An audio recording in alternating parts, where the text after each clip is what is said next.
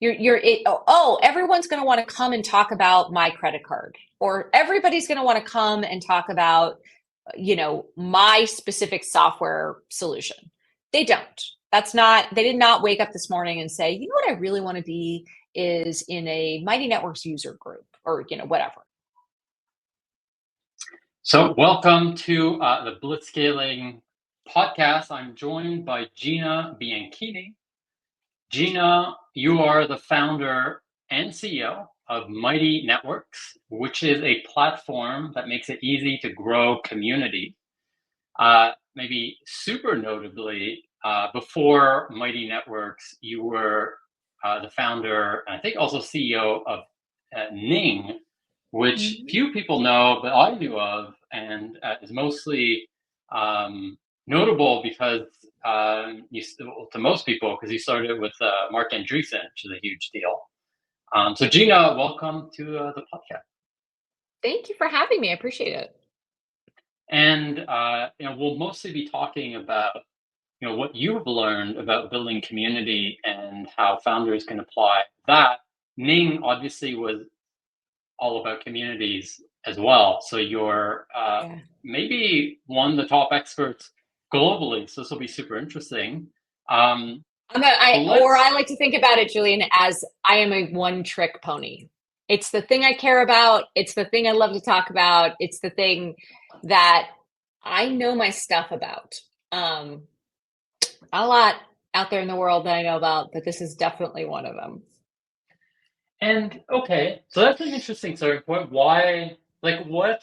you think it is in your background or in your personality or like your schooling, your professional life that got you so excited about this very narrow area of expertise? Yeah. So the thing that's interesting to me about community is it's absolutely fundamental to the human experience. It's actually not, it's not narrow at all, as much as I would like to joke about the fact that it is. It's actually, how do we as people come together? How do we connect? How do we build valuable relationships? How do we achieve the goals that we want and craft and design the life that we want to craft and design? If you care about any of those topics, at some point you end up at community. You end up at, and I define community in a very specific way that we can talk about, which is the connection between people. So what's happened is that, because it's so valuable to create connections between people, and social media actually can make it feel like, oh, we're so connected. So much of the social media conversation is about our community or the communities we're creating. I went to a creator economy summit a couple weeks ago, and community was mentioned 77 times. And at least in 74 of those times, because I think I probably mentioned it 3 times, but the other folks that were talking about it, they were talking about it for an audience. And here's the party trick to know the difference between what is actually an audience and what's a community. Is if you are talking out to people and they are talking back at you, but no one is talking to each other, that is an audience.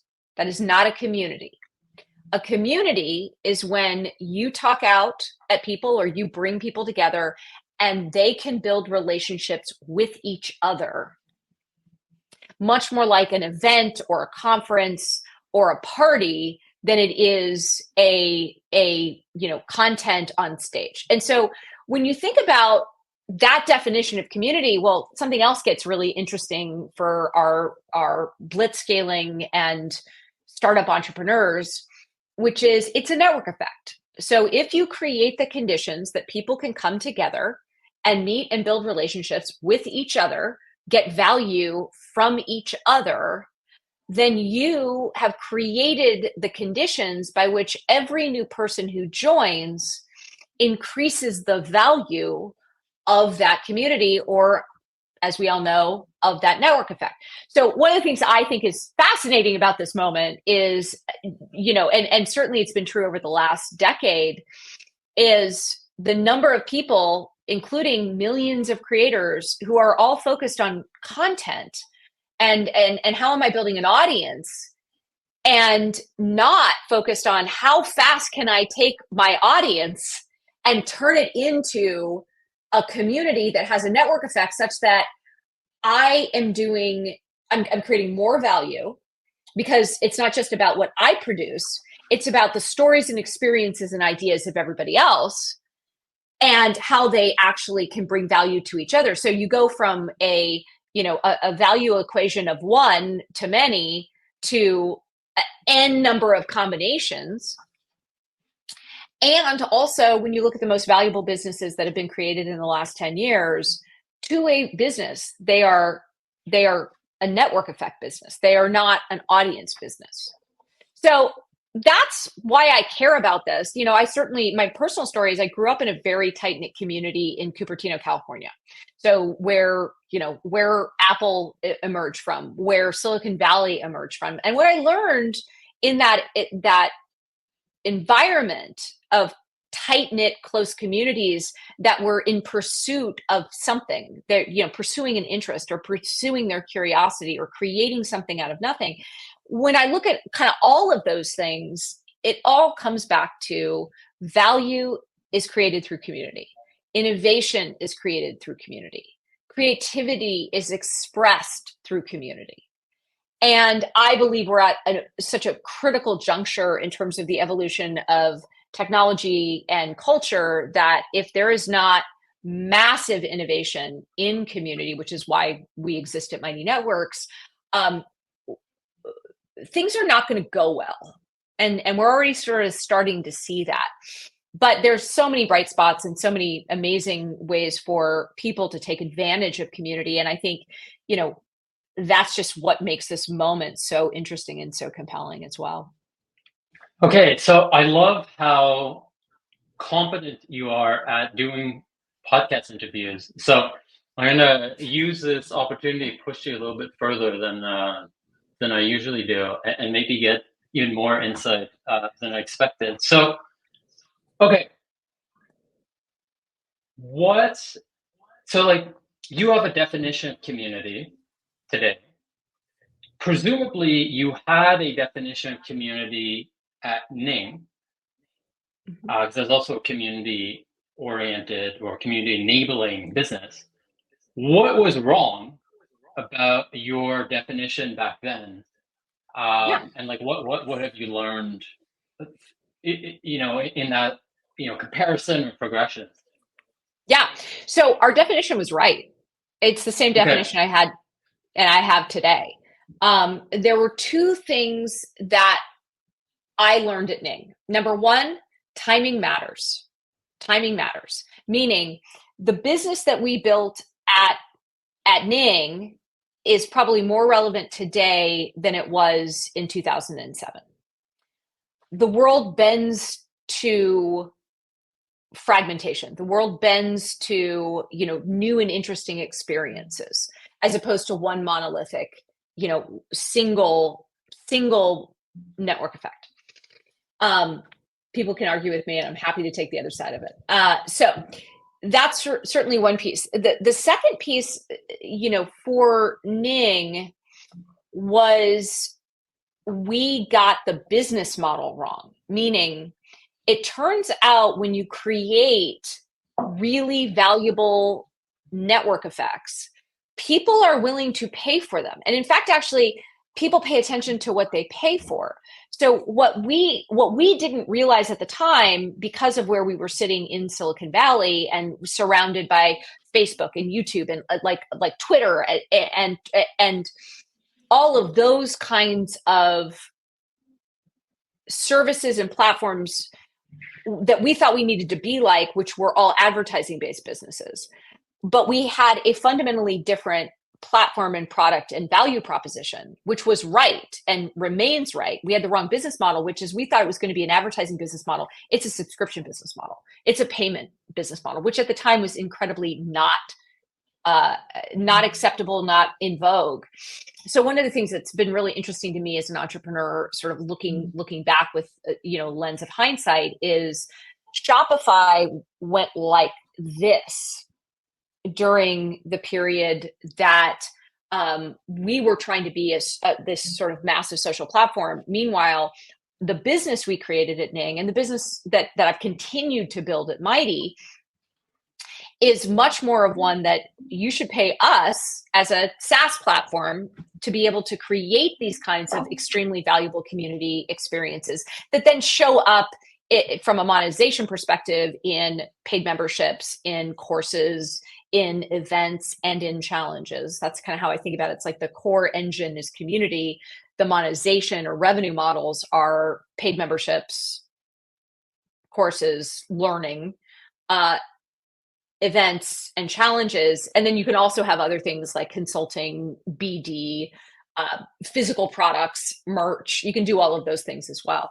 So at Ning, there's a lot of evidence in hindsight that had we not had that, if we would have been building Ning in Toronto as opposed to in Palo Alto, we may have ended up in a different place. The other thing that was really interesting about where we were and the time frame at Ning was mobile and just that transition to mobile. That was not something, where we're like, hey, everybody can just like platform away and build whatever you want, build things on top of whatever you want, trying then to shoehorn that into a mobile experience. Absolutely possible. But because we didn't have the right business model, that became something that became even more challenging to try to do.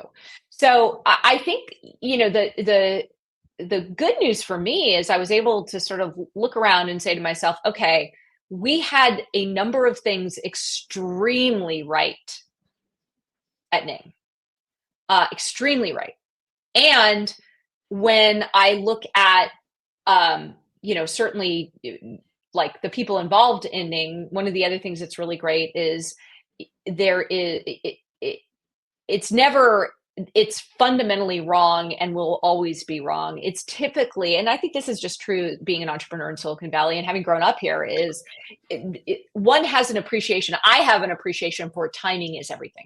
So when I started Mighty, I had a couple of things that were really important to me. Number one, that we were going to be a SaaS company. We would charge for creating Mighty networks, and we would make our money by basically having a very clear business relationship, which is we charge for this, you pay us, and you own it. You own the data, you own the people, you own the experiences, you own all of the content, and it is a business for you to go build. Number two is we were going to be mobile first, and not mobile only, but certainly mobile first. And it's just easier to build mobile first from the ground up. And so we had that ability and opportunity at Mighty. And besides those two things, it was like, okay, let's take all the things that we know actually work, that, people want to meet other people and are hungry to meet other people who are on the same path, who share the same goals, who want to navigate the same transitions. And that especially in a world where, new platforms, new services, new products and services, I said services twice there, are able to really move forward with something new in the market by getting even more specific and more clear, and starting not with, oh, it's about photo sharing, or it's about video, or it's about audio, or it's about asynchronous audio or synchronous audio, or any of those features. Those are novelties. But really starting with, who is the person who wants or needs this network, this community, the most right now, all caps. And when you start there, all sorts of really interesting things start to happen. Okay, so I'm a startup founder who is starting a new business. I mean, I am, but also most of our audiences. And you define community essentially, if I understand correctly, as structuring a way for people to get together and get value from each other. Yes. It's kind of like audience plus an audience interacts with each other and gets value from that. essentially. Yeah. Or human beings, because the audience, you don't actually have to, when you start with the assumptions of the value is coming from other people, you don't actually have to start with an audience. Right. An audience is a construct. So Right. you can have a different construct. So keep going. Keep going. And okay, so that's useful. And it's actually related to what I was going to ask, just what are the first communities that you want to proactively and mindfully cultivate, right? So let's say, with that precise definition, like let's say you say, okay, well, the first communities I cultivate is a community of venture capital investors, but you know that's not a community in your definition, right? So like, Right. who are the first people that you would actively bring together so that they can get value from each other in a way that's where it's actually the highest ROI use of your time as a founder? And like, when is that? Is that on Yeah. day So zero? Is that later on? yeah, let me start with, who are your customers? At the end of the day, nothing else matters. So who are the people who you want to go spend the next 5 or 10 years of your life serving? Who brings you energy? Who do you kind of just naturally you're drawn to? You're curious about. You're excited to understand and hear what it is that their journey is going to be. You know, we talk a lot about the customer journey. Like, the customer journey isn't the customer journey buying your stuff. The customer journey is like, who is this person? What are their hopes and dreams? What are their fears and misconceptions? Who and how do they want to meet to live the best life they can? That might sound woo-woo-y, but it's like actually the most important question to answer. And what's so fascinating to me is I talk to a lot of marketers, and almost to a person, at some point they come back to those questions. So as a founder, if you know you got a long way to go and a short time to get there to success, it's like, start there. Start with who this is. Like, start with what they want. And also, I think this is so important. Start with people that you like, or you're interested in, or you want to help win. And that is not where most people start. They start with, oh, what's my expertise? Or what's this, blue ocean, or whatever it might be. But fundamentally, if you start with the people, you are so far ahead of the game. Because then, before you write a line of code, before you figure out how to get drop shipping done by Vietnam or whatever it is, you can actually get paid before you even write any content. You can get paid for the simple value proposition of bringing that person or those people together. Now, here's a couple tricks that I've learned as well. And this is, I think, true. Like, these are things I wish I knew when I was sort of starting out. Number one, it is always easier to sell products and services to somebody who is in transition, who is highly motivated because they are in transition. So I'll give you an example. So one of the things that a lot of people who start professional networks or professional memberships do is they start with the C-suite. They're like, oh, the C-suite people want to be able to have a private membership. They are really interested in community. So, for example, oh, we need to create a exclusive network of marketers. So they start with like, oh, we have to go get all of the fancy CMOs. It turns out it is the exact opposite. Those CMOs, they already have their network. They don't need another dinner to go to. They don't need another group of people that they have not met. They're tired. They're like, I just am trying to get my job done. So, who is really motivated to meet? The up and comers, who are the next generation of CMOs. And by the way, the next generation of CMOs over the next 5 years or 10 years, over that time horizon, they're going to be faced with an incredibly different environment than a CMO is faced with today. They are going to, so now imagine a membership where the pitch is, hey, we're going to get together with the next generation of people who are going to define marketing in the United States. We're going to define CPG, and then you just start breaking it down into niches. We're going to define the marketing and sales of CPG brands. We're going to define the marketing and sales of industrial equipment. We're going to define the sales and marketing of small business products and services. You just start going down the list, and then those people are really motivated. So another trick is to think about it as like, oh, what's a niche that needs a sort of that business training that like I've been pitching this friend of mine for a while of like, why don't you start a streaming MBA? Because the people that need to understand where streaming is going are not the people who are running streaming services today. It's the next generation of people. And it turns out the next generation of people are much more motivated to meet other people, to learn.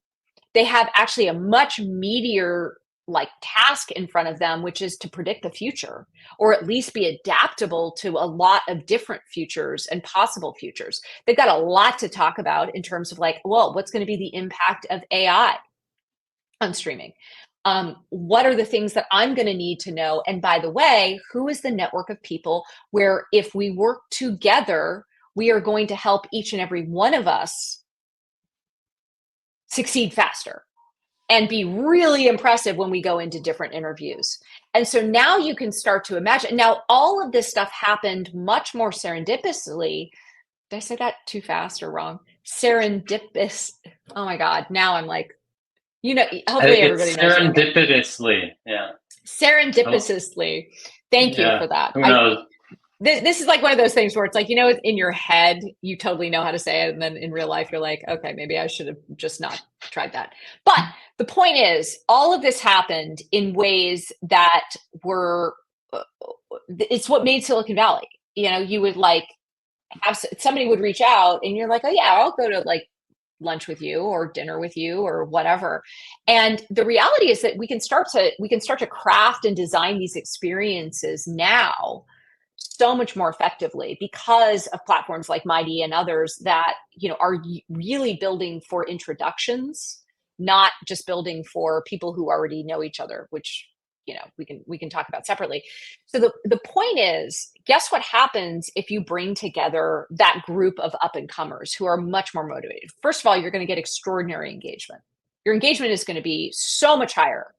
You're going to get people willing to pay for it because it's professional development. And this is the kicker. Oh, you also have a much more meatier topic in front of you. It's not networking. Like networking is feels kind of artificial. It's, oh my God, we have to go define our future. We need to define the future of the industry. We need to understand and navigate like what is going to be the impact of technology on us. And we need to go figure out our careers. And what better way to go figure out our careers is with peers who are on the same path. Now, guess what happens? Guess who's jealous at this point of this incredible engagement and community and who probably are going to want in? I guess the CMOs. Yeah. So now all of a sudden, your professional membership goes from being something where the CMOs are like, I don't need something new, to, hey, wait a second, I want in on this. For legacy, for learning from this next generation, because they have things to teach that CMO who is having a set of experiences that may or may not be relevant as technology is changing so fast. So you start to see all of a sudden, it's like when you look at this, you're like, oh yeah, this is kind of obvious. And yet the number of people who are like, oh, communities are too hard, people are too busy, nobody wants another thing to join. It's simply not true. And as entrepreneurs, it is our job to find the things where there are assumptions and misconceptions and flip those things on their head to create new, novel, and incredibly valuable products, services, and experiences for people. So I think what you're saying is, if I'm starting a new business, kind of day zero is the right time to start building community. And community is actually the V0 value that you bring to people. Correct. And the people you're looking for as early adopters of your technology or whatever you're selling, and as members of your early community, all the same thing, are usually, well, they're early adopters. They're kind of like slightly lower rung people, Hold on. I or don't not think, lower rung, but yeah, hungrier I people. don't think, yeah, I don't think that they're lower rung. I I would flip that on its head entirely. I would say, so first and foremost, it is who is the highest potential people, who are the most ambitious people, but also you could imagine anybody in a transition. So how do you aggregate all the people that just moved to a new city? How do you aggregate, anybody who wants to meet each other? Because here's the thing that makes this so obvious. Okay, what happens when you bring together people who have a shared identity? Well, number one, they're excited to meet each other and they have context for meeting each other. So you're going to get better engagement. But guess what else happens? They bring other people like them in because they have clarity over, oh my gosh, you're another up and coming ambitious marketer. You've got to join this membership I'm in. You've got to join this. Yes, it's like $1,000 a year, but like what I'm getting out of it, it's like I don't have to go spend $100,000 on an MBA. It's like so much better and it's so much more specific, and I love it for these reasons. So now all of a sudden, guess what that means? What's your CAC at that point? Your CAC is zero. You have zero CAC. And what do we know about, even how we got here today? When people invite other people in, viral growth, not only do you have extraordinary engagement, which is great and profitable because you don't actually have to like have a bunch of community managers and all of this other stuff, but you also have free acquisition. So now if you're starting a business and you're like, okay, so I don't really want to get venture capital. And by the way, venture capital is only going to like show up once you have customers and once you have proven out your platform, blah, blah, blah. So now imagine you could start a business for free. Basically, you get paid for it.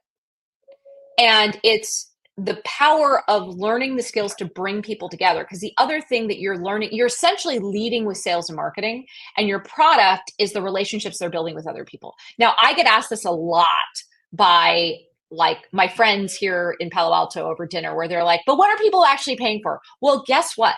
They're certainly not paying for your content. Your content doesn't matter. Your content is just more work for people. Content's only good to the extent that people they might come for the content because they know that that's attracting other members like them. But then you think about every golf club in the world, the list of people who pay for relationships. I mean, you can even think about, we've always paid for community in the context of religion. It's called tithing. Yeah. Like you actually give money every week in a little bowl when you go to church. And that's been the case for, at least 1,000 years at this point, 2,000 years at this point. So the point that I'm making is that this is a product in and of itself. And then the other benefit is user testing, R&D, all this. When you have a community, all of those things get really easy. So my favorite example of this is one of our mighty networks. It's called Slow AF. It's a run club for back of the pack runners. And during the pandemic, all races were canceled, and Martinez figured out that he could basically go into his community and say, hey, what do you guys think about like virtual races? Like you send me $50, you go and run. We'll have basically virtual award ceremonies. I'll send you a medal. I'll send you a certification.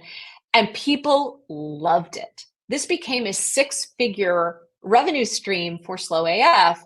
And it might sound, people would be skeptical, but think about all the things that we paid for and the amount of like random things we did during the pandemic. Now he's evolved this into, local run clubs in terms of a best-selling book. He sold more copies of a book than certainly anybody else I know. And he has been able to turn it into Slow AF Run Club is just an incredible, incredible community. Did he start with product? Oh, he sells merch. He sells great merch. He didn't start with product. He had tried a course. It's like, oh, I need to have content. You don't need content. Turns out that is a model for failure.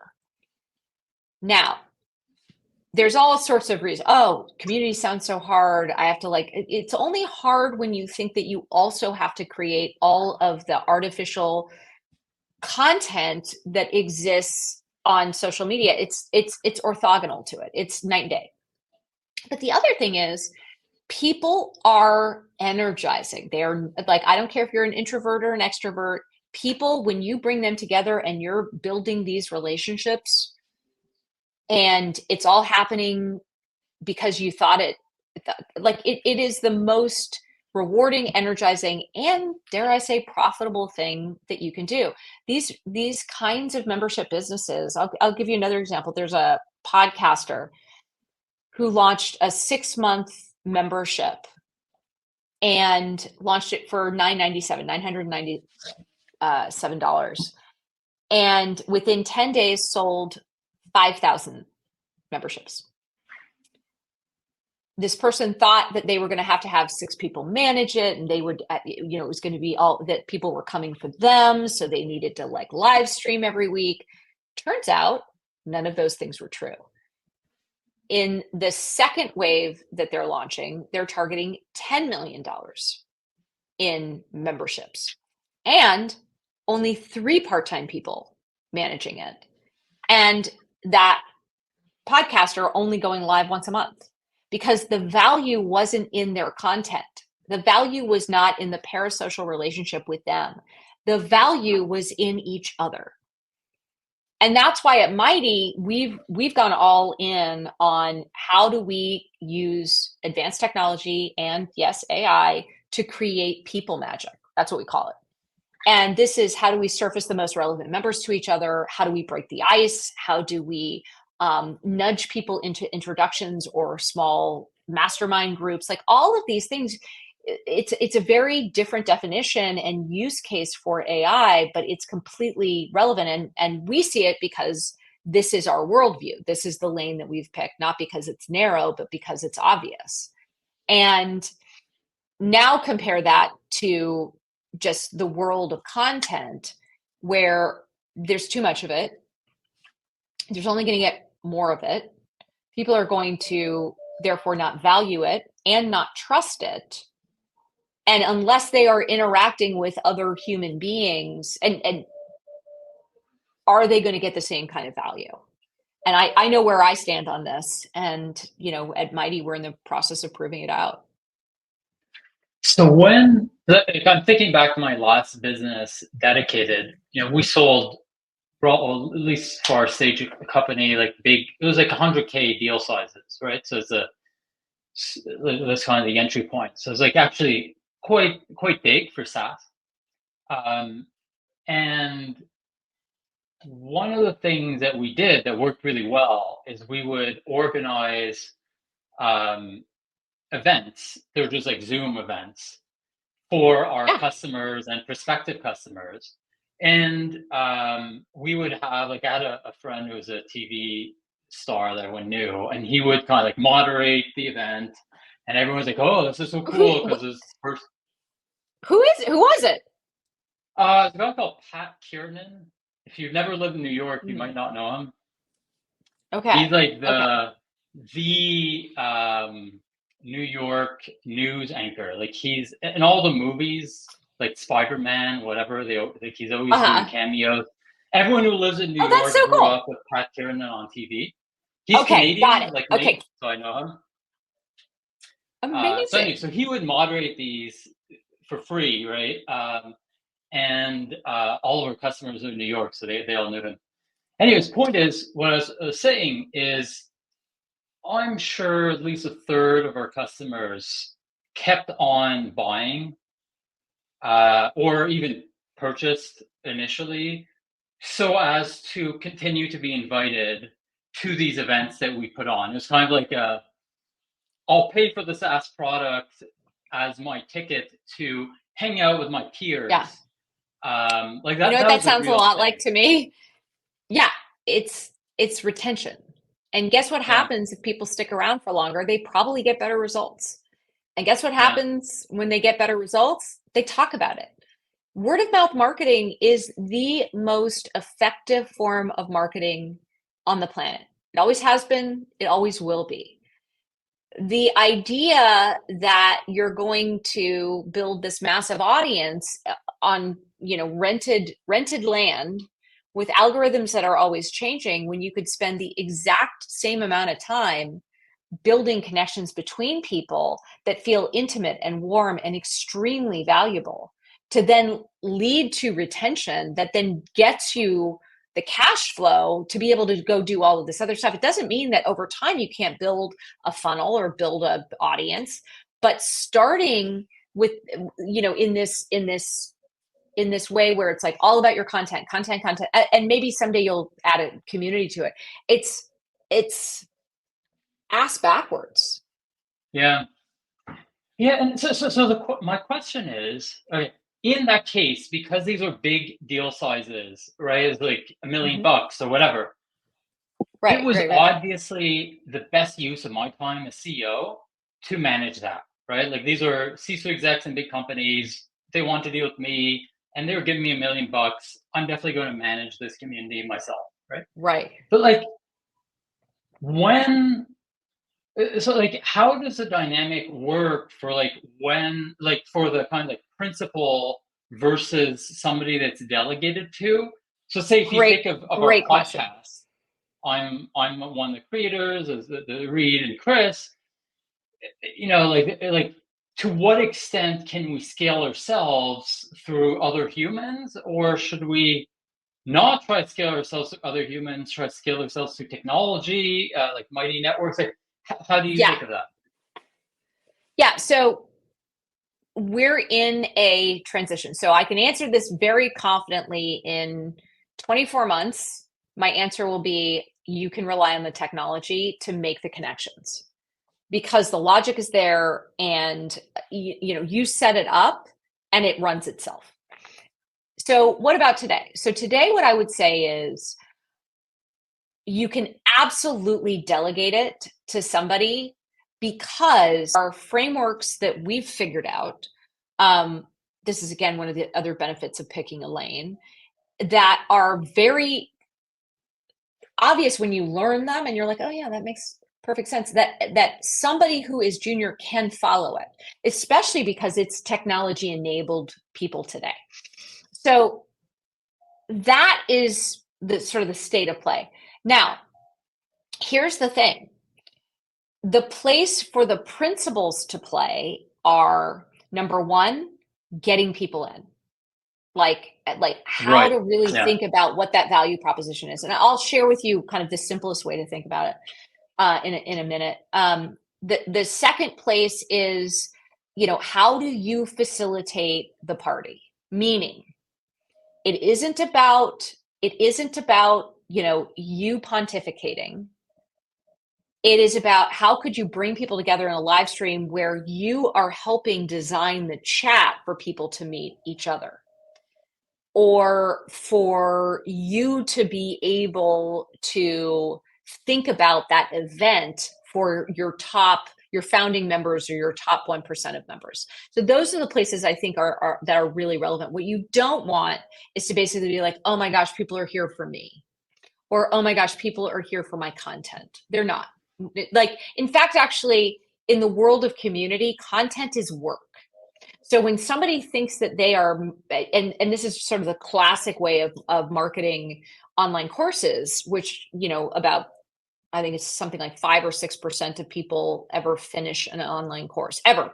So it's like, why are you doing, like, why are you spamming people basically to get them to pay you once to do something that they're not actually going to finish?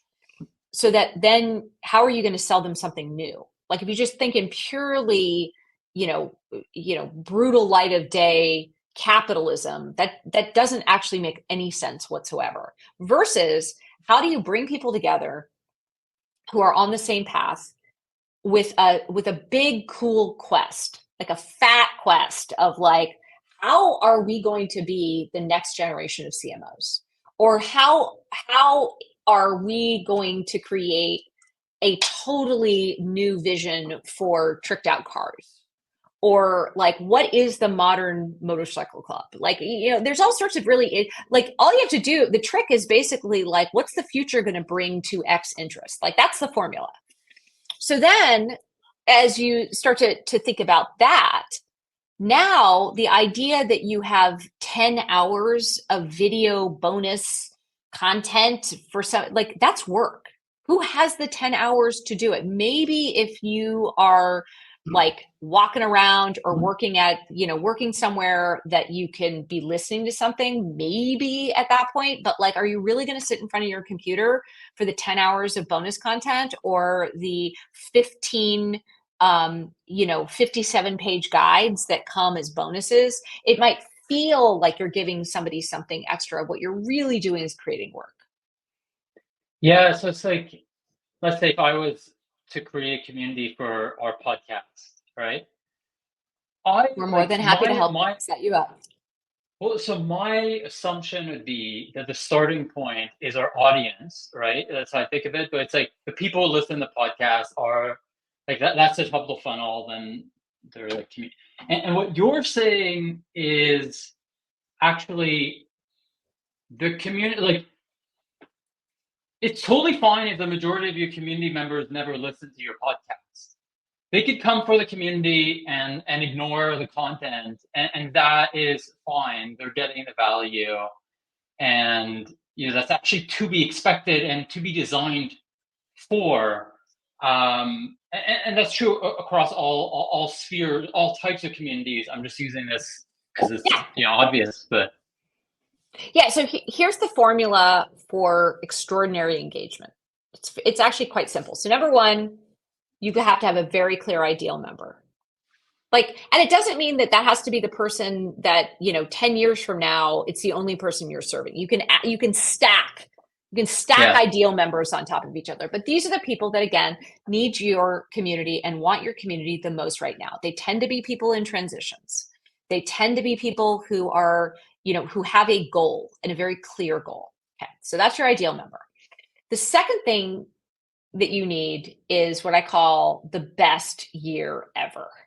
And the best year ever is how you define what that ideal member wants and needs out of the next year that like blows them away.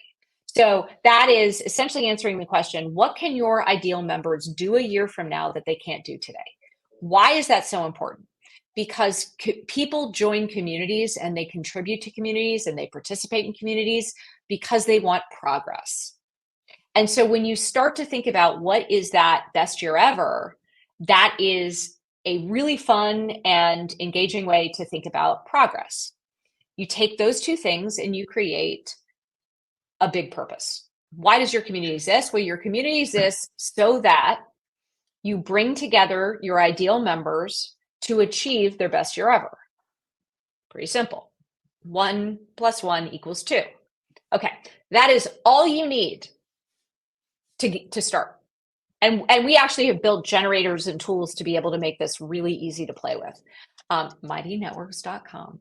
Okay, then the second sort of set of things you need is like, okay, well, what would they be buying in this just simplest format? Membership. Monthly themes, because monthly themes introduces novelty into a community. It changes every month. So it's almost like, there's something new and interesting to do and think about in your community. And then there's a weekly calendar, because a weekly calendar, that's like on Tuesday mornings we live stream, or on Thursdays we share, we unveil the question of the following week, or whatever that might be. The weekly calendar does something, which is it creates habit. It creates so it's more important to have the same one thing or two things every week at the same times with cool names, because even if somebody doesn't come back to your community, they're getting the notification about it, they're getting the email about it. And every Tuesday, the most successful entrepreneurs, that especially if they've succeeded in digital products, they are like clockwork. Your email arrives in your inbox on Tuesdays at 4 a.m. Pacific time, without fail. And that consistency is how they've actually been able to build brand. So that's the weekly calendar. And then daily polls and questions. And we've done a whole breakdown. We did a bunch of research and built actually something that we call the infinite question engine, all based on what questions actually get members to answer them. And more importantly, start conversations with other people in the chat or in the comments. So the questions are designed to get members talking to each other, meeting each other. So 3 things to actually that all complement each other, all ladder up to that big purpose. Who is here and why would I join? For the people who are here, what are we going to do together? It's progress. How are we going to get that progress? Monthly themes for novelty, a weekly calendar for consistency and habit, and daily polls and questions to actually meet each other. Final 3 things to get. Yeah, final 3 things to get launched, and then I'll shut up. What's the offer? So people pay attention to what they pay for. So that 7th thing is, what's our offer? What are we going to do together? So you have all of the things from the monthly themes, the weekly calendar, and daily polls and questions to build your offer. Then there's the launch. And last piece, and this is missed so often that we actually break it out into its own thing, which is creating a magical first experience. The magical first experience sets the tone of your membership. It also is how you can introduce things like challenges or events or courses. All of those can live within a paid membership really effectively. But that magical first experience, I am regularly shocked by how unmagical the vast majority of membership or course first experiences are. And that is a self-inflicted wound that is just not necessary for entrepreneurs. So those are the 9 things, pretty straightforward. Okay. 3, 3, and 3. We're almost out of time. It's like such an important question. So to what extent is the community's value prop connected to, or like the offer of the community, to what extent does it need to be connected to the offer of the broader business, right? So say if you're a startup that does sales tech, like Dedicated, my previous business did, to what obviously my community can't be like about dating and have nothing to do, but it sounds like actually the starting point shouldn't be, well, what is related to sales, but it's like, what's the perfect, like, what's the value these people really want that I can give them that's somewhat related to sales? And then so that's the first question. The other one that's, I think, kind of the same question is that magical first experience. To what extent is it related to the community or just generally a magical first experience? I'll give you an example. I'm of a community I'm part of, right? So I'm sure you're part of these communities as well. It's like venture capital investors try to get their founders to know each other. Okay. And I've noticed a lot of VCs, what they do, they'll send you a bunch of like really expensive swag when you come in as a portfolio company. Mm-hmm. To create this magical first experience, it occurs to me that that's too disconnected from the community, but maybe not. I don't know. So the broad question is I like, don't, how yeah, connected? I think it's a great question. I think that number one, when you think about the value, it is the most important thing is that you don't start with, what am I trying to sell somebody? Everyone's going to want to come and talk about my credit card, or everybody's going to want to come and talk about, my specific software solution. They don't. They did not wake up this morning and say, what I really want to be is in a Mighty Networks user group, or, whatever. So you've got to look for the why behind that, and the more one of my friends and advisors loves to say, if you market the problem, I think you're trying to help me. And if you market your product or the solution, I think you're trying to sell me. So there's something really interesting about, like, what problem are you trying to solve? Right. And that also, it leads to, who needs your community the most, your ideal member. What is their best year ever? Probably their best year ever is that you've solved fundamental problems for them in some capacity and in some area of their life. That's probably, professional. It's probably, but again, it's a really interesting set of questions that not a lot of entrepreneurs are asking themselves. Like, okay, how could we, with our platform or product, increase the number of 10x salespeople in a company by 5? It starts to become a really interesting question. And the number of ideas that you can kick out for the community, like, meaning like do in a community, it just goes up and up and up. And you don't have to do all of the things. Like, as Bill Joy, the co-founder of Sun Microsystems, said, it's the whole reason why people have always built platforms. The smartest people do not work at your company. Like, if you can get your potential customers and future customers or current customers to be solving problems for each other, and you don't have to do any of that, that's margin. That is margin. That is free acquisition. That is reducing your cost of sales. It's reducing your cost of delivery. It is increasing, retention. And it's interesting to me that community is always sort of used. It's like, oh, it's like woo-woo-y, or like soft. As far as I can tell, that's not soft. Like, when you can really create someone's best year ever, and you can help them make incredible, relationships that they go on to define an industry together, that's category defining. Those are billion-dollar ideas. Those aren't million-dollar ideas. I have to throw you out because you have something else in 3 minutes. But I do. what is your, like, what's the best place to find you? MightyNetworks.com, Yeah. obviously. Where MightyNetworks.com. I spend time on LinkedIn.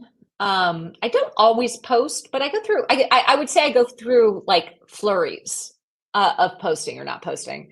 But certainly that's probably the platform today that I spend the most time on.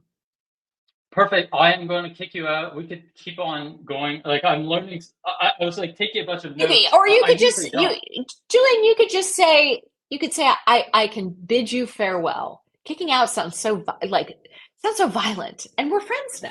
Yes. So we're good. That's We're good. my very confrontational personality that's shining through. That's fine. That's fine. But I Well, love thank you this. for the I learned so time. much. Thank you so much. And I'm sure everyone who's watching this learned as much as I did. This is really amazing. Awesome. Well, thanks so much for having me. I really appreciate it. I just hit the window, but I'll let you go. Bye.